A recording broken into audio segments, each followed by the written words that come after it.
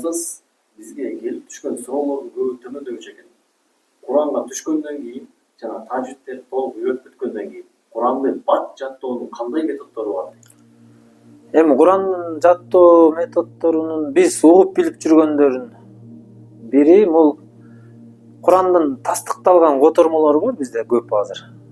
Ошолорду бир сүрөнү жаттап атсаңар, мисалы, ошонун котормосун окуп, маанисин түшүнүп, ошонун маанисин колуңардан келсе жаттап, толук кандуу мындай котормосун билип алгандан кийин анан ошол сүрөнү арабча жаттап баштасаңар, жеңилирээк болот да. Анан дагы бир жол жоболорун мындайлар бар. Эгерде сиз кыска мөөнөткө жаттап атсаңыз бир сүрөнү же бир Куранды да, анда аз эле кайталап койсоңуз болот да. 1 жылга, 2 жылга жетер кылып эле жаттап коюп атсаңар, анда аз эле кайталап койсоңор болот. Бирок өмүрүм аягына чейин, акыр кыяматка чейин ушул Куран менен жүрөгүмдө болсун десе, анда 300, 400 миң жолу кайталагандан эринбеш керек. Анан дагы бир жол жоболор бар.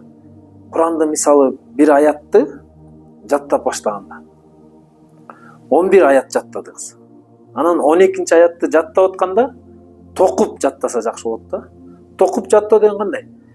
11 аят жаттап койдуңуз, 12син жаттагандан кийин 11 аятты окуп келип туруп 12син кошуп коесуз. Андан кийин 13-нчи аят жаттадыңыз. 12 аятты окуп келип туруп, кайталап келип туруп, анан 13-нчи аятты кошуп коесуз да. Ошондо жакшы мындай натыйжа болот. Иншалла. Анан ушул нерселерди кармангандан кийин араб тилинде наху, балага, сарф деген илимдер бар.